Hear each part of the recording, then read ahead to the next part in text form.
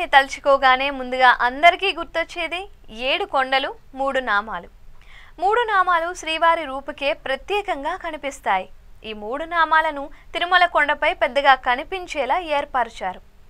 7 కొండలకు నడకదారిన వెళ్ళేటప్పుడు కూడా 3 నామాల కొండ ఉంటుంది. అది దిగువనున్న తిరుపతికి కూడా కనిపిస్తోంది.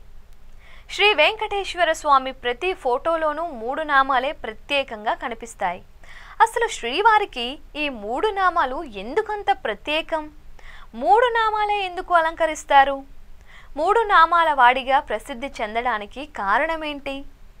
సాక్షాత్తు ఆ శ్రీ మహావిష్ణువు ధరించి మనుషులు కూడా ధరించాలని చెప్పినవే 3 నామాలు. ఈ నామాలు అజ్ఞానాన్ని, కర్మను ఖండిస్తాయని వివరిస్తారు. మొదటిసారి రామానుజాచార్యులు స్వయంగా తన స్వహస్తాలతో శ్రీవారికి 3 నామాలను అలంకరించారంట.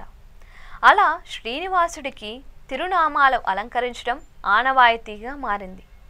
శ్రీవారికి ప్రతి శుక్రవారం అభిషేకం తర్వాత 16 తులాల పచ్చకర్పూరం, 1.5 తులం కస్తూరితో 3 నామాలు అలంకరిస్తారు.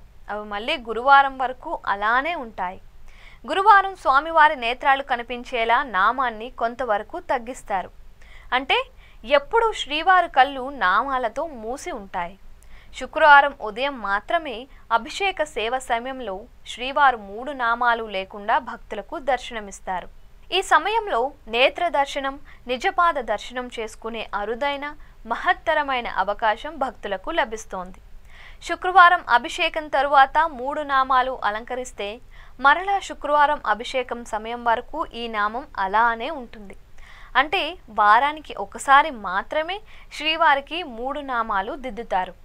శ్రీవారి 3 నామాలకు ఉపయోగించే తెలుపు, ఎరుపు బొట్టు వెనుక చాలా పరమార్థం ఉంది. తెలుపు నామాలు సత్వగుణాన్ని తెలియజేస్తాయి.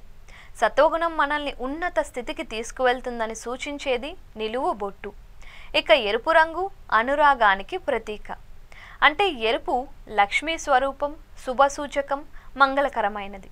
కాబట్టి తెలుపు నామాల మధ్యలో ఎరుపు చూర్ణం ఉపయోగిస్తారు. శ్రీవారి 3 నామాలకు మరో అర్థం కూడా ఉంది. వైష్ణవుల్లో వడగలై, తెంగలై అనే 2 తెగలున్నాయి. వడగలై అనే వాళ్ళు యు ఆకారంలో నామం దిద్దుకుంటారు. తెంగలై వారు ఆంగ్ల అక్షరం వై ఆకారంలో తిరునామం దిద్దుకుంటారు.